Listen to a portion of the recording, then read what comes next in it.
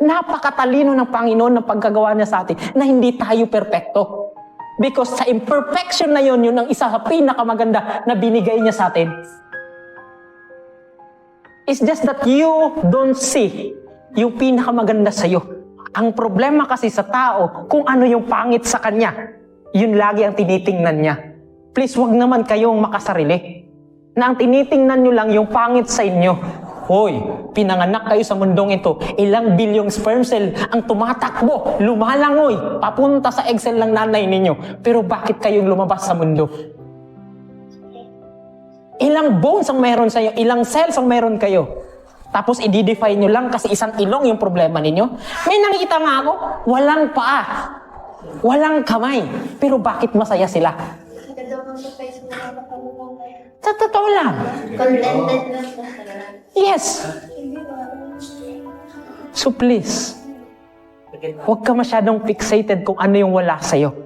Instead, accept the fact at kahit papano tingnan mo yung maganda sa'yo. Kasi napakamaraming maganda sa'yo. Yun nga lang, masyado kang fixated sa kung ano yung pangit sa'yo. Ma'am, may pangit kiser ninyo.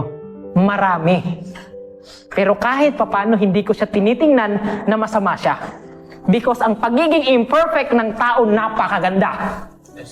Paano na lang kung lahat tayo gwapo? Paano na lang lahat tayo matatangkad? Walang maliit. Walang salitang maliit kung lahat tayo matatangkad. Walang salitang pangit kung lahat tayo magaganda. That's why sabi ko, napakatalino ng Panginoon ng pagkagawa niya sa atin na hindi tayo perpekto. Because sa imperfection na yun ang isa sa pinakamaganda na binigay niya sa atin. Sa totoo lang, bakit tinitest ka niya? Na kahit hindi ka perpekto, marunong kang magpasalamat na binigay niya sa'yo. So kung paano kung hindi mo kayang i-appreciate yung bagay na binigay niya sa'yo, bibigyan ka pa ba niya?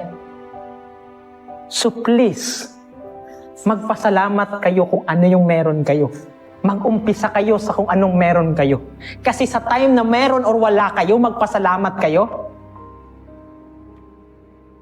Yung darating na grasya, blessing para sa inyo, mas magpapasalamat kayo. Pero kahit napakaganda mo na, pero ang tingin mo masama pa rin, parang kulang pa rin, kahit gano. What I want to say is, please, learn to love yourself. No matter how imperfect you are, because there will be a person na mamahalin yung imperfection mo. At dapat, huwag ka munang mag-expect na ibang tao yun. Kailangan ikaw muna ang magmamahal sa pagka-hindi mo pagka-perpekto.